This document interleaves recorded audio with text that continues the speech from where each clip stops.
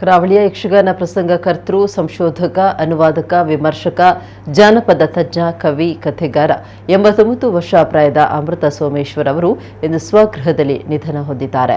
ದಕ್ಷಿಣ ಕನ್ನಡ ಜಿಲ್ಲೆಯ ಕೋಟೆಕಾರು ಸಮೀಪದ ಅಡ್ಕ ಎಂಬಲ್ಲಿ 1935 ಸೆಪ್ಟೆಂಬರ್ 27ರಂದು ಜನಿಸಿದ ಅವರು ಪ್ರಾರಂಭಿಕ ಶಿಕ್ಷಣ ಕೋಟೆಕಾರಿನ ಸ್ಟೆಲ್ಲಾ ಮೇರಿ ಕಾನ್ವೆಂಟ್ನಲ್ಲಿ ಮುಗಿಸಿದ ಅವರು ಪ್ರೌಢ ಶಿಕ್ಷಣವನ್ನು ಆನಂದಾಶ್ರಮ ಶಾಲೆಯಲ್ಲಿ, ಬಳಿಕ ಮಂಗಳೂರಿನ ಸಂತ ಅಲೋಷಿಯಸ್ ಕಾಲೇಜಿನಲ್ಲಿ ಪದವಿ ಪಡೆದು ಮದ್ರಾಸ್ ವಿಶ್ವವಿದ್ಯಾಲಯದಿಂದ ಕಲಾ ವಿಭಾಗದಲ್ಲಿ ಪದವಿ ಪಡೆದುಕೊಂಡಿದ್ರು.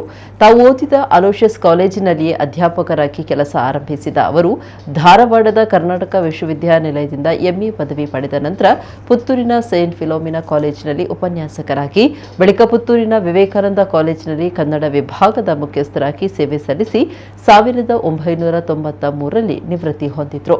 ಮಂಗಳೂರು ವಿವಿಯ ಯಕ್ಷಗಾನ ಮಾಹಿತಿ ಕೇಂದ್ರದ ಸಂದರ್ಶಕ ಪ್ರಾಧ್ಯಾಪಕರಾಗಿ ಕೆಲ ಕಾಲ ಕಾರ್ಯನಿರ್ವಹಿಸಿದ್ರು.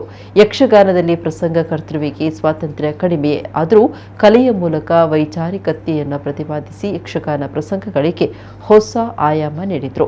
ಹೈಸ್ಕೂಲ್ ವಿದ್ಯಾರ್ಥಿಯಾಗಿದ್ದಾಗಲೇ ಸಾಹಿತ್ಯದ ಬಗ್ಗೆ ಒಲವು ಬೆಳೆದಿದ್ದು ಕಥೆ, ಕವನಗಳ ರಚನೆಗೆ ತೊಡಗಿಸಿಕೊಂಡು ಯಕ್ಷಗಾನ ಪ್ರಸಂಗವೊಂದನ್ನು ರಚಿಸಿದ್ರು.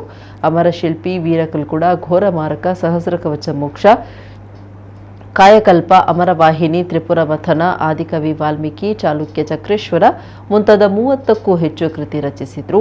ಕನ್ನಡ ಸಂಘ, ಯಕ್ಷಗಾನ ಸಂಘ ಇಂತಹ ಕೂಟಗಳನ್ನು ಆರಂಭಿಸಿ ತುಳು ಭಾಷೆಯ ಬೆಳವಣಿಗೆಗಾಗಿ ಶ್ರಮಿಸಿದ್ರು.